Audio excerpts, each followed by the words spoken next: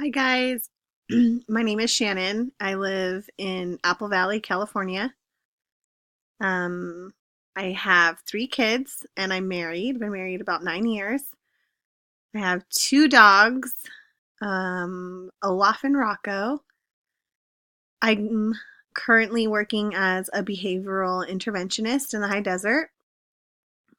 My goals in this course is to kind of learn about um, counseling and about career development and things like that.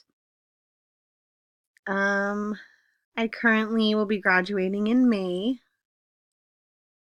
My career goals are kind of everywhere. I haven't pinpointed anything down.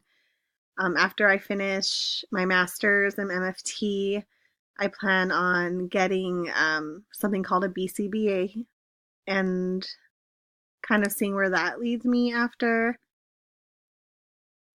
Um, a particular career counseling interest. I don't really